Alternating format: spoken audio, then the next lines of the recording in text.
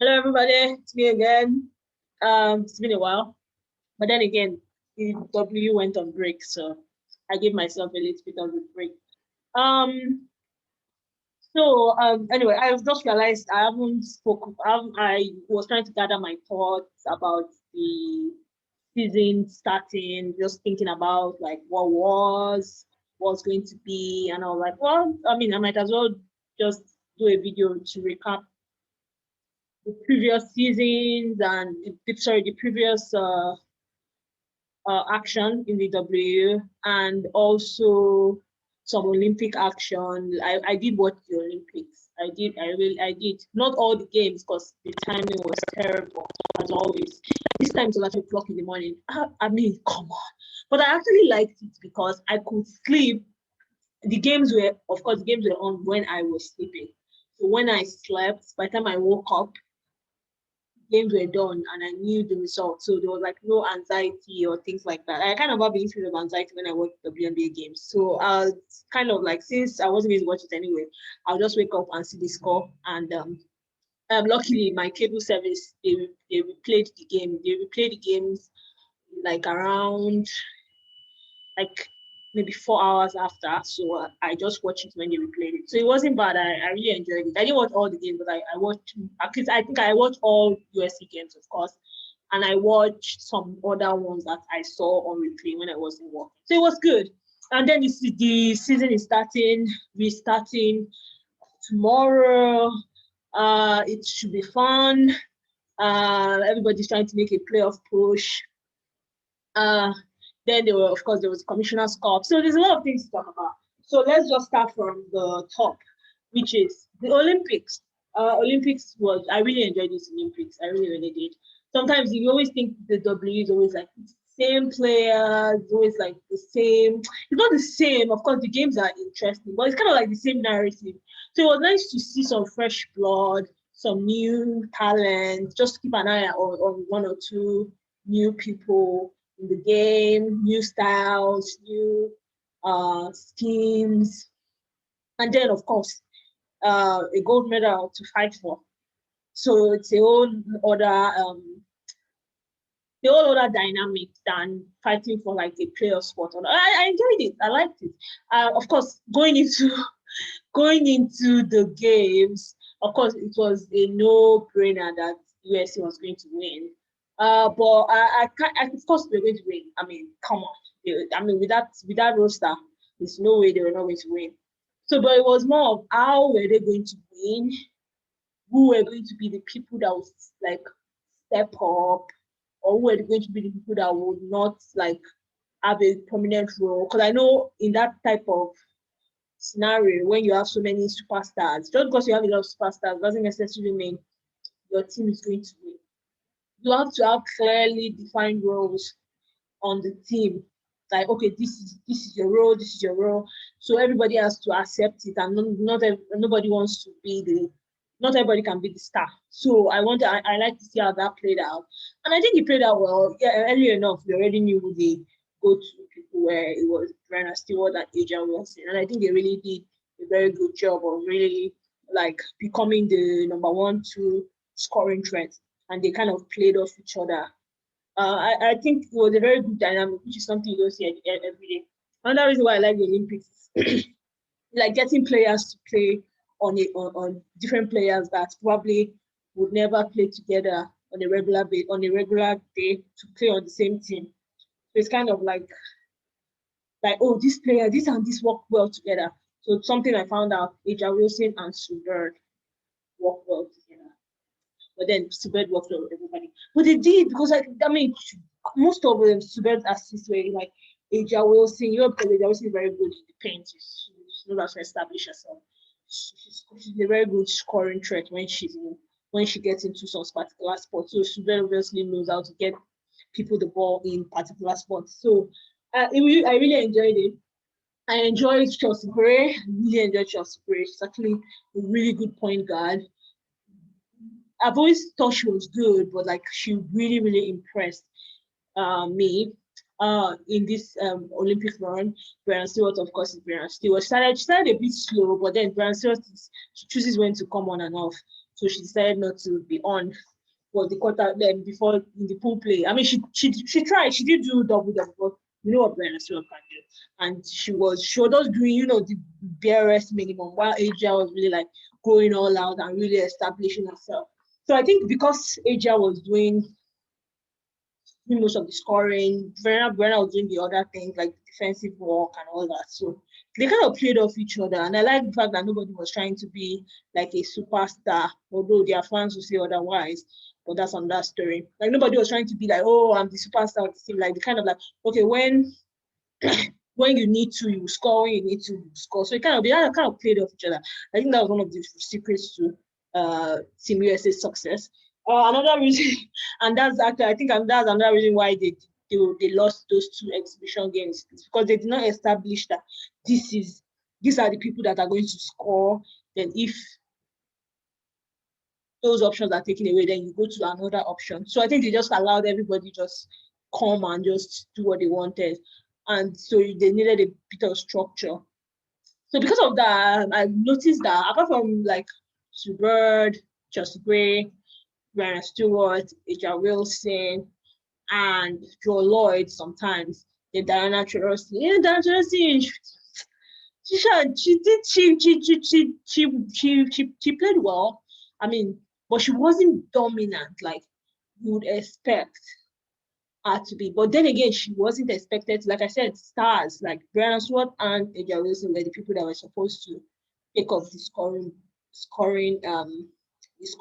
So that left Diana Taurasi was not going to be like over the superstar and take over games. That wasn't her role, and she played it well. So I think everybody did well. The only game that I think we struggled was France. That was the only game I think we struggled. But even in the struggle, I wouldn't call it struggling. We were leading.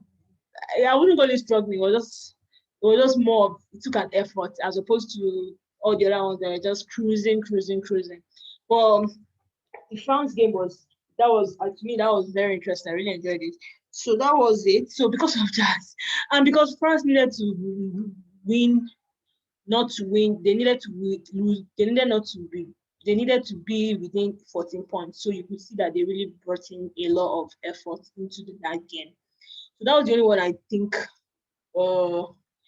they didn't like. They weren't like they struggle. No, I won't say struggle. I mean, I won't say they were going to win, but they kind of took more effort as opposed to just letting it be a giveaway. Then the one with Japan, the 2 with Japan were very interesting. Not that I knew US was going to win. I mean, the size advantage is crazy. But Japan, those 3s were crazy. Those guys know, in fact, they know how to. And how do they do it? Just the threes. It was crazy. Anyway, it was crazy but fun. I like them. They were my favorite team, honestly. Because I just like a flow. They had this certain flow about them. They were small. They were very scrappy, very pesky. You couldn't just get rid of them that easily. And they played with so much art. It's kind of like the way I like my team to be. So I really like Japan. In fact, I've started like watching some of their games. I like them. I think I would like to see more of them in international play, and I hope I would like to watch the World Cup in 2020 to see what they have to offer. So yeah, the US was supposed to win. They won. I was happy they won. Yeah. It wasn't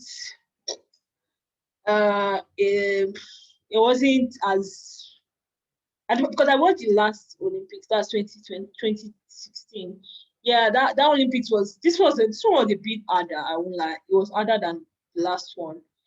Basically, especially this play, this last play, they were throwing teams out 90 points. Sometimes they have 100. It was crazy. By halftime, the game was over. That's real. But this time, the game wasn't over by halftime. Maybe like third quarter before they finally put the game away. In fact, some games they were actually losing in the first quarter. So it was harder for them. Also, they were going to win, but it took a little bit of effort. And there were some players that just disappointed. Not that they disappointed. Like I said, everybody had a role. Some people's role were not going to be as prominent as others. But people like Skylar Diggins, Tina Charles was all right. She wasn't great, but she was okay. Skylar Diggins was terrible. Silva Fowles was terrible. Nafisa Cole was terrible. I mean, with the little minutes they got, the missing layups, sloppy play, turnovers. It was terrible. There were some really not that great players, honestly, on that team. Yes, I mean, they are great players, of course, in the WNBA, but on that, I don't know really that they just didn't play enough together. It was just very sloppy towards the fourth quarter. You know, when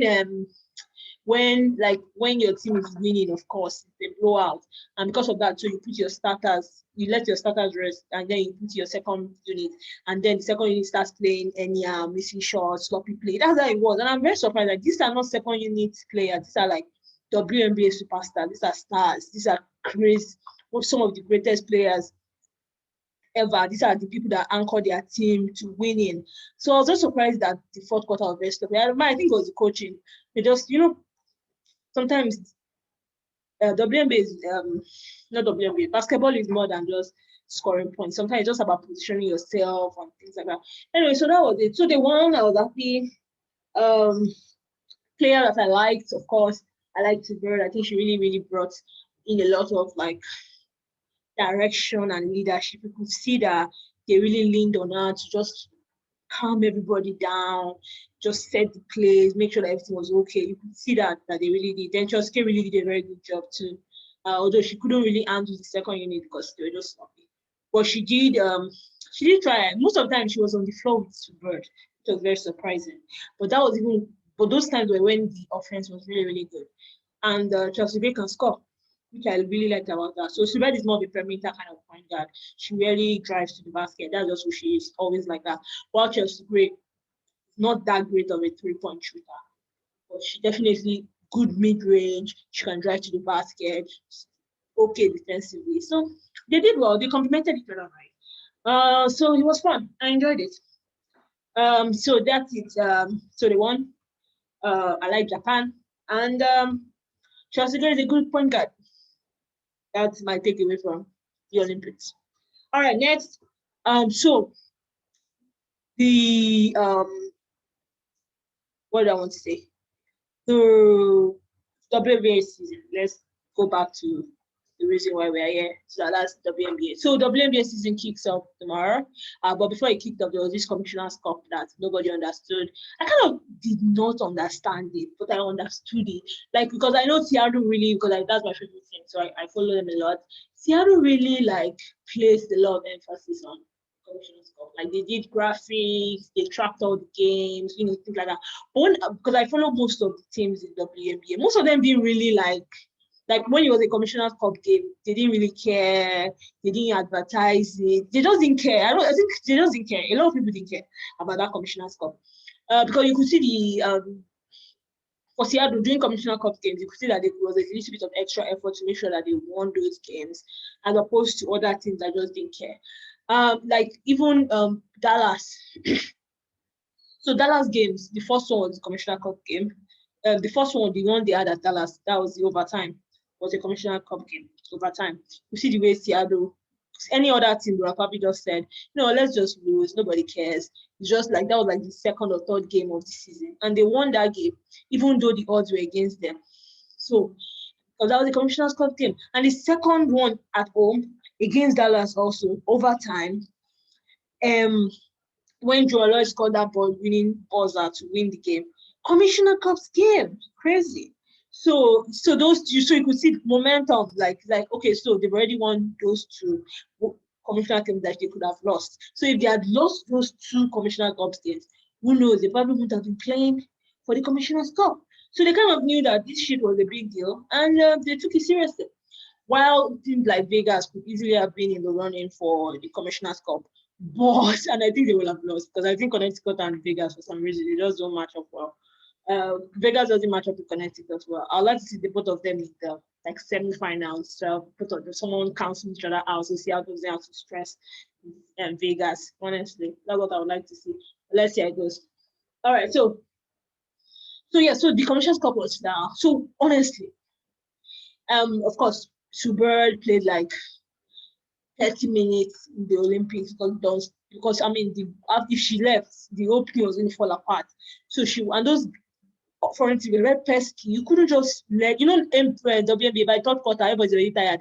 They just put their starters, their bench players inside the team, and nobody cares anymore. Like, you get. But these guys, they were not doing that. They will play till the last minute. Furious play. While WNBA by the third quarter, once they know that the game is out of their reach, they just put in their bench players and tell them to, just have fun, do whatever you want. So nobody really cares anymore. But this guy, they will play till the last buzzer. So you couldn't just let up. Hence the reason why Shubert was doing a lot, she played a lot of minutes. But I think she should have used Chelsea very more. But I think Shubert really brought this calmness about them. So bottom line, Shubert was averaging a lot of minutes. Brianna Stewart was averaging a lot of minutes. Joe Lloyd was very weird this Olympics. I didn't really understand. She was the queen of turnovers. She was very lucky. She was lucky that she's a very good player because with the way she turns things over, and I know she does that in the WNBA. She turns the ball over a lot for some reason. But she's always trying to do fancy play that nobody understands. And then she's always trying to drive to the basket, doesn't work out. She's a very good player. She's one of my favorites, but she does turn the ball over a lot. So she did play a lot also. Not a lot, but she did play quite a few numbers. Especially when that Macarosi wasn't feeling too well. She was a good backup for Diana. So, and the bottom line, the reason why I said this was that. So they were obviously tired. I mean, this was like a 6-game. Was it 6? Yeah, it was a 6-game tournament. No.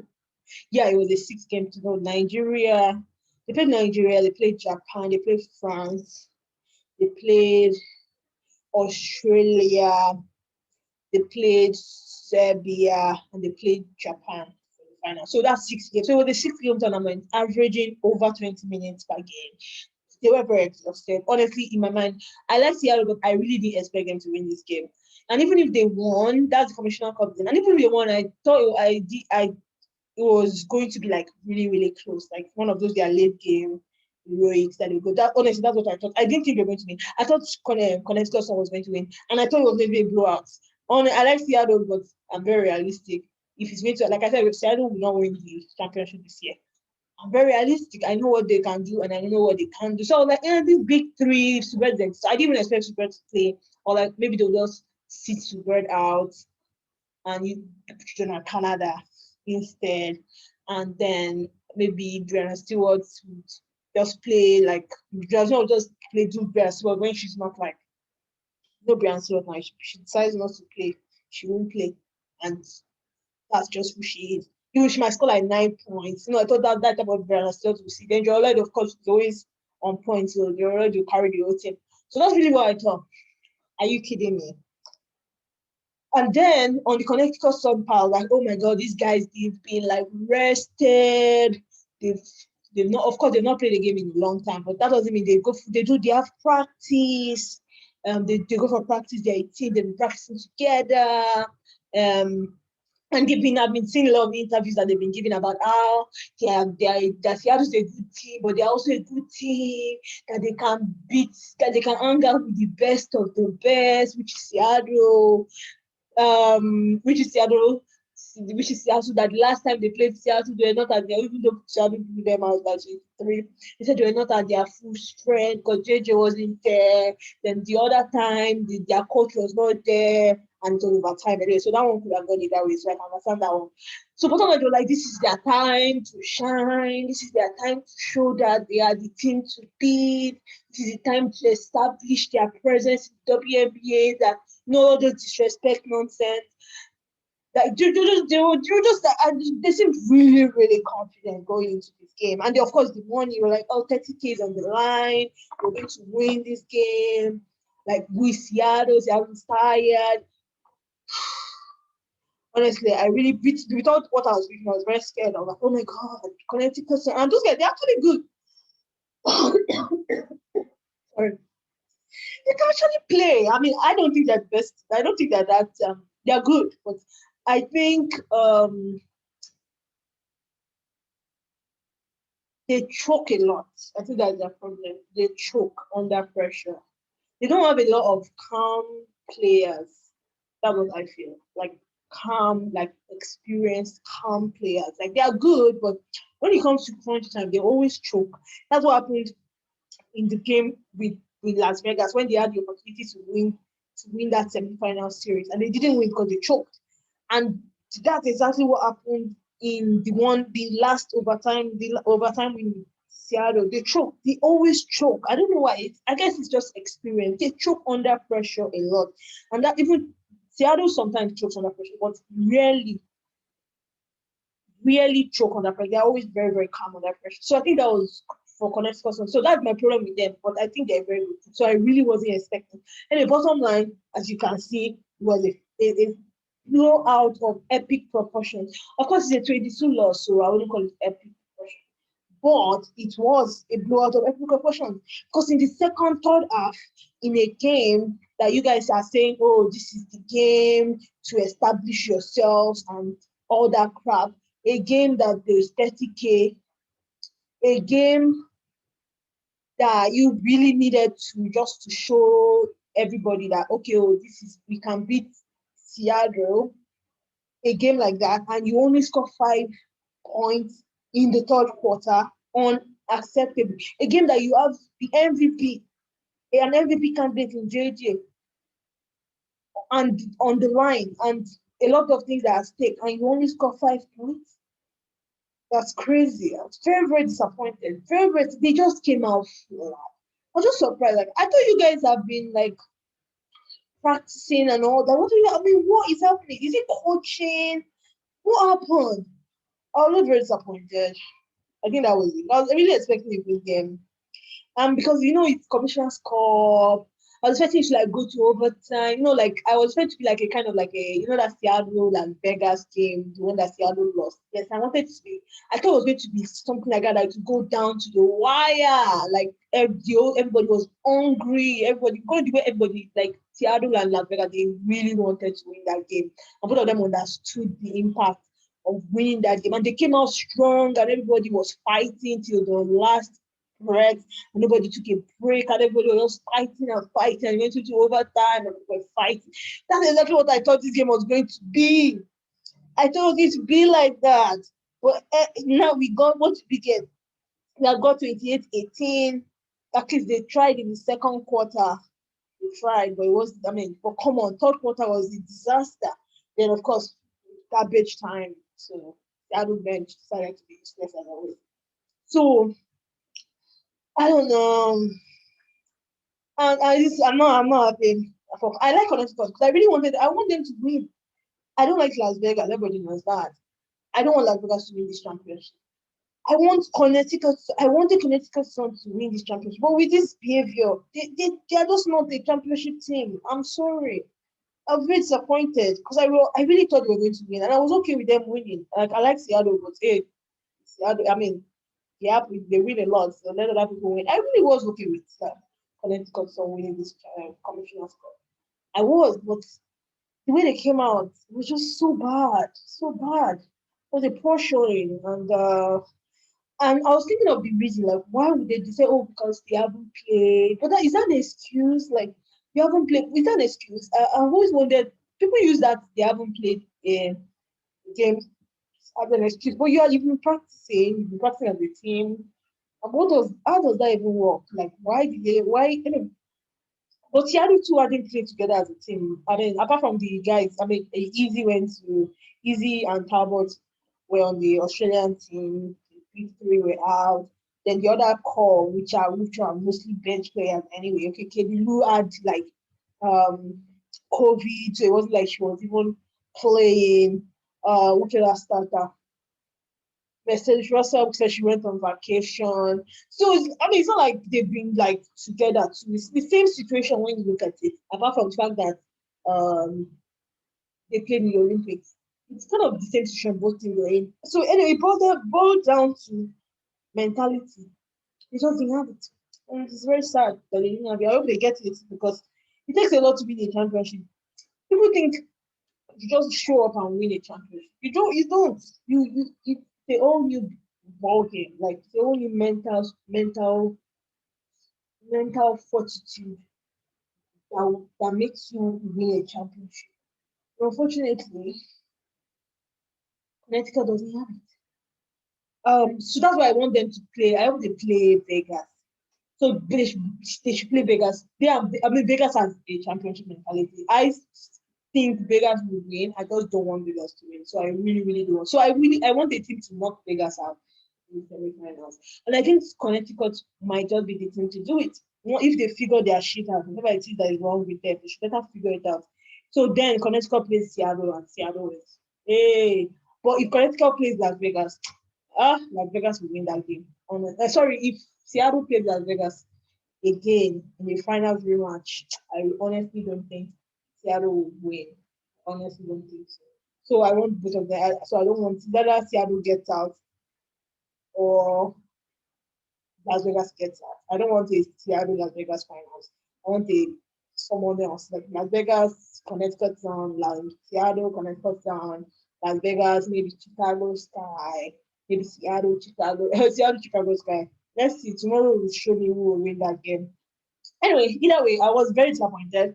The story won MVP. Good, good for her.